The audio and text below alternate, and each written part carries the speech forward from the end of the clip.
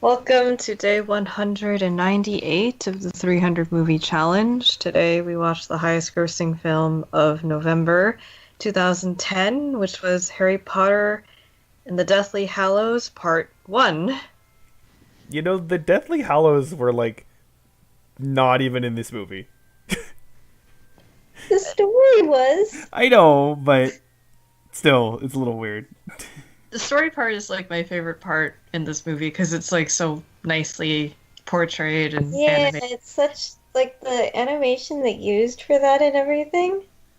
I always like geek out over it because I think after I saw the movie the first time in theaters, I went on YouTube and I would watch the sequence again because it was like such a pretty represent. It was just a pretty piece of art Yeah.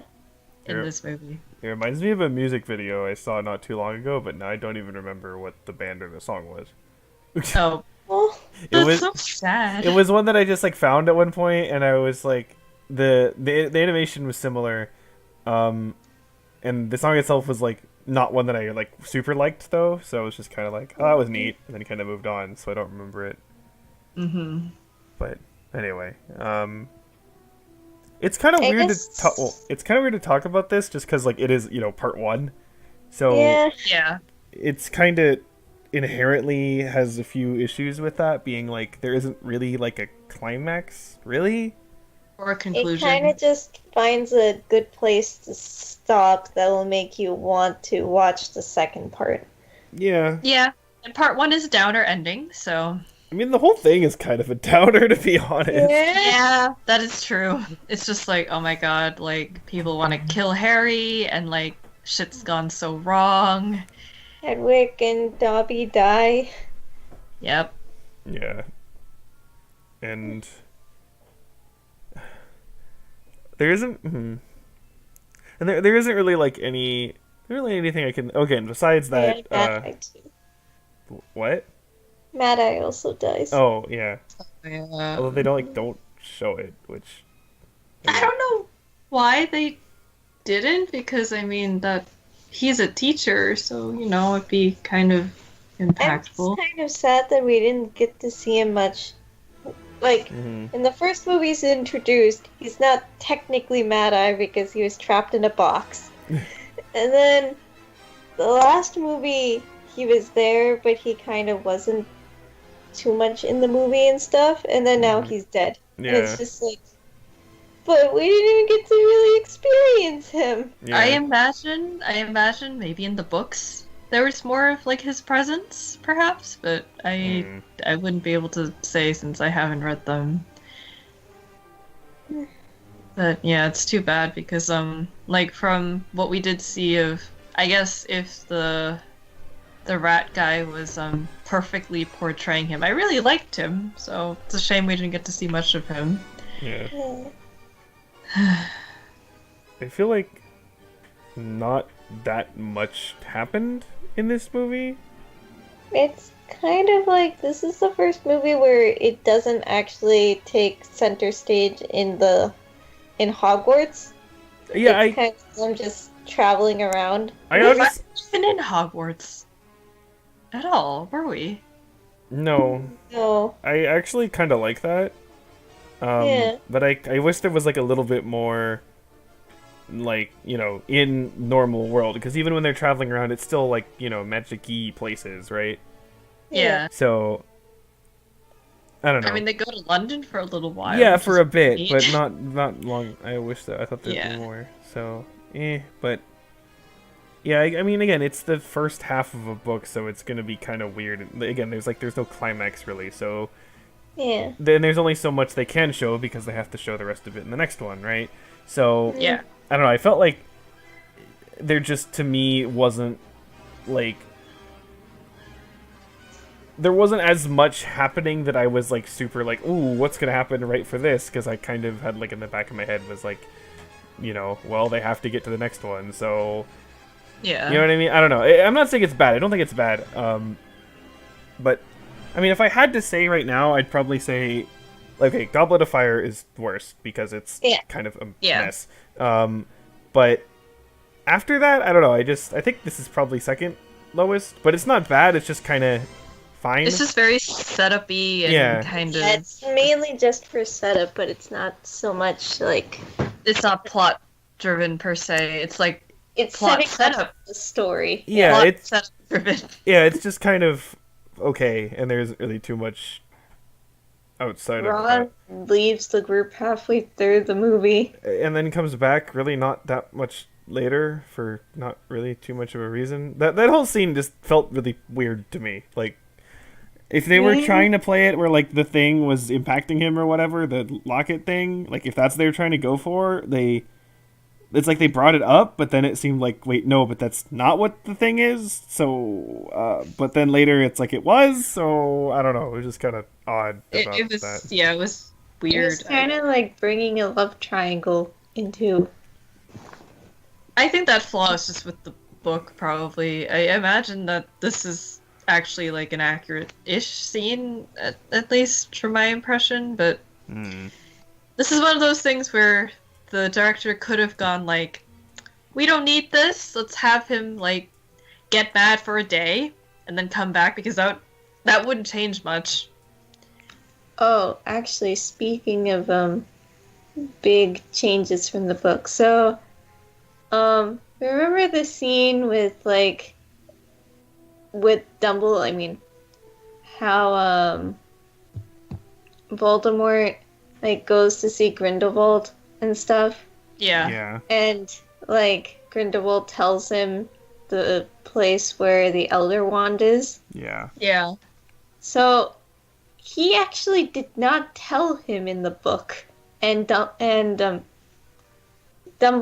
The reason for that is that he and Dumbledore were best friends and stuff, in which it was kind of heavily implied that Dumbledore had feelings for Grindelwald when they were younger. Okay.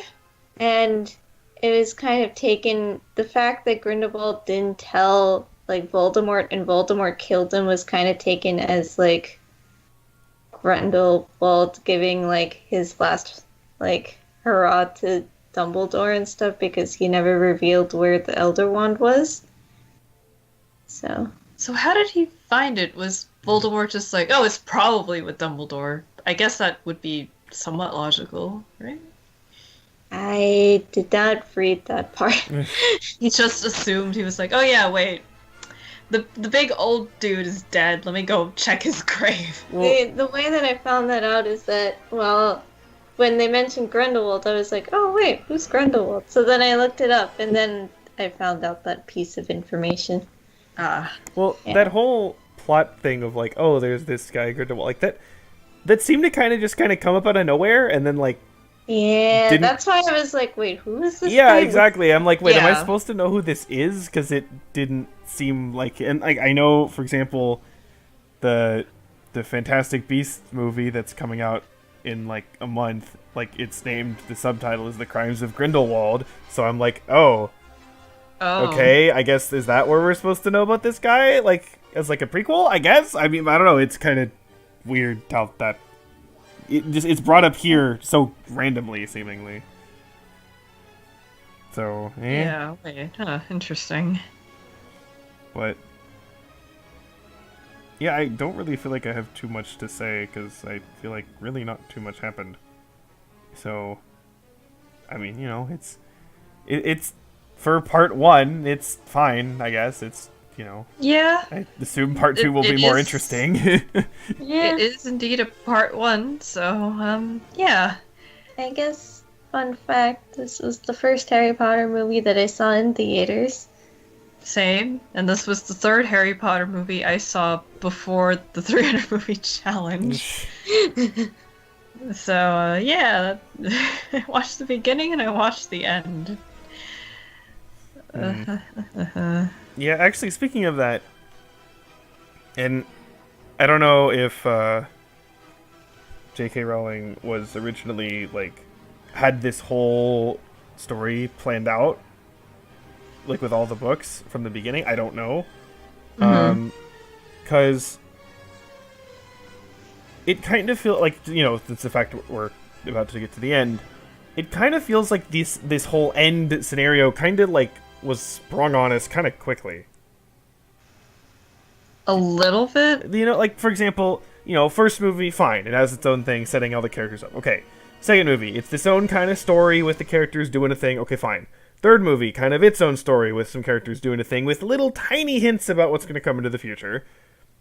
Fourth movie is again kind of doing its own thing while also kind of trying to at the end set up its the future stuff, but it doesn't do it very well. But anyway, okay. And it seems like then the fifth and the sixth movie are really the ones where it's like, okay, now we're actually building up the narrative, and then all of a sudden it's like, oh, and then now we're at the end. It's like, you know what I mean? It kind of feels a little quick to quite make the jump.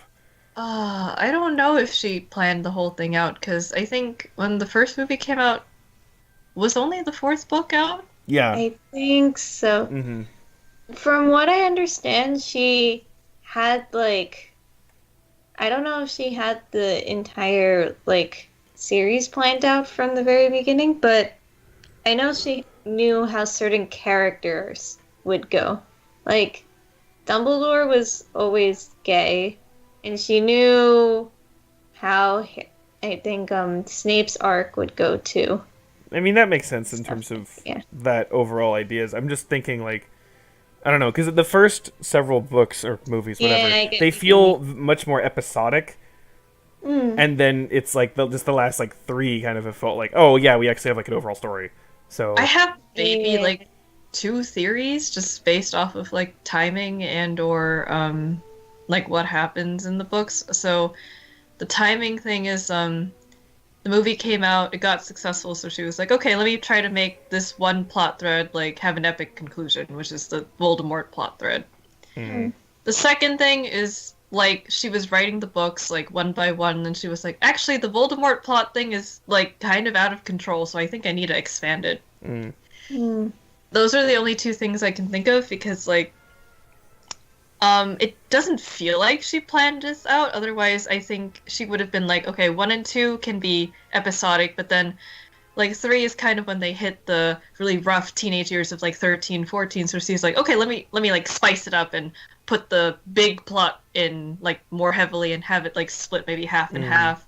And then as they got older, maybe it'd be like, oh yeah, it's like a third regular school and then 2/3 of like the Voldemort plot, and then by the end it would make more sense that way, right? Yeah, because especially, like, it seemed like, well, kind of just the last, I guess, in Order of the Phoenix, was when they kind of were like, oh yeah, remember, like, the second movie, that was totally actually setting up things for the future. You know what I mean? But, like, so it's kind of like they're all, not, retcon's not the right word, but it's kind of that idea of like, oh, that stuff back there, yeah, it's totally important in this way, and it's like, it kind of... So I kind of think it's the second option where she was like, oh wait, I think I kind of fucked up and I made this like have too much weight because of this movie, because of this book, and because of something that was said in this book, so I guess I have to like expand it even though I don't know how to. Yeah, I don't know. I mean, again, it's not like a big problem or anything, it's just a thing I notice. Because it reminds me of there's a book series that I read and called the Gatekeepers, and they kind of have a similar thing where like the first book is its own story with its own main character. Second book is it's same kind of character, adds a few new characters. It is kind of its own. It's kind of another episodic thing where like the first one, it's actually kind of, now that I think about it, the overall plot is actually pretty similar to the Harry Potter stuff. If you want to get really generic about it. Where the whole, like, they're trying to summon this evil whatever, right? And the first one, they fail. And then the second one, they try to do it again. And then the second one, they actually succeed. The third book is actually, like, a completely separate story with completely separate characters that only... What? Really? Well, hold on. It gives backstory about what's going on, and then it converges in with the end of the second book at the end. Oh, okay. The fourth one is then, it feels like, an actual, like, okay, we're getting into, continuing with where we left off at the end of the second and third book, and introducing, the last sets of important things that we need, and building things up into kind of like a conclusion, and then the fifth book, which is the last one, is, the end game and the conclusion with that. And it you could say, well, it kind of seems like it's a little bit similar here, but I think how at least the fourth book does a better job at showing the transition from the beginning to the end, and also the final book between the fourth and the fifth book, something happens that like it causes there to be a time jump. So it makes a bit more sense as to like why things are pretty different in the fifth book. Oh, okay. So again, I'm not saying these book series is perfect or anything, but I think it kind of flows a little bit better than maybe this did. And also, so even though the first and second of that series still kind of feel a bit episodic, it's still like the whole overall narrative is still there the entire time, even if it's more so we have to prevent the evil things from showing up instead of like, oh shit, now they're here. You know what I mean? But Yeah. I don't know, just something I thought of, but. That was always, well, not always, but since I was reading those books, I was always like, oh, they should make movies of these books because that would actually be really cool. But I doubt they're popular enough to do that, which makes me sad. But because you get some really trippy shit in those books that would be really interesting to see on the screen. But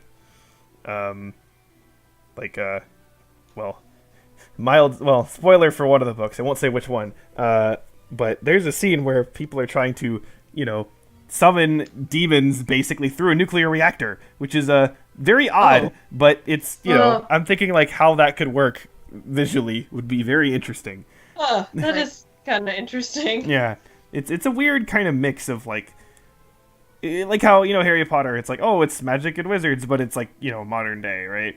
It's kind of similar to that, but it's like more of that, where it's like, it's more so modern day with the spiritual occult stuff thrown on top of it. So I don't know, it's interesting. And if you I guess care to read them, I mean, they are aimed at that kind of young adult demographic, but if I still think they're pretty good, so if you can find them. But anyway, yeah, I know, sorry. Yeah, I mean, I didn't feel like I wasted my time watching it and that I shouldn't have watched it, or anything like that. It's good setup. Yeah, it's just that it's set up, so we can't really say much about it. Yeah. So I'm excited. I'll be interested to see how it all ends. So there you go. That's not too long, I think. It's so weird thinking that there will be no more Harry Potter movies. I know, until, right? Like the prequel things come out. Yeah, that's. I think when was the first one? 2016. Something like that. I don't know how I feel about like watching young Dumbledore like later down the line. I don't know about that either. I feel like it's gonna be kind of trippy. It's like, but we know how you die later on.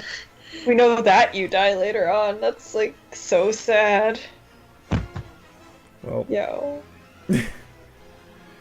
Well, yeah, it is also weird. Like, I'm just thinking, like, if I went back now and watched the first movie, I'd be like, oh my god, they're so young. Yeah, I know. So happy. Yeah, because I looked and they were like, I think the actors were like 10 and 11 in the first movie. Yeah. And now they're 19 and 20 for this. So, yeah. Pretty big change for that. They really got lucky that like all of the especially the kids are like they were good then and they're still good now in terms of actors. Yeah, that's true. Because it would have really sucked if like one of the kids ended up being like kind of not great as he grew up. That would have been such a bummer. But no, they work well. So there you go. I guess that's that, and next is the last movie of 2010, which is another movie in the series. Yes. So it's another fantasy. So, yeah. When considering how the last movie in the series went, I don't know what to think about this one, but we'll find out, I guess. Okay. There you go. No. Bye. Bye.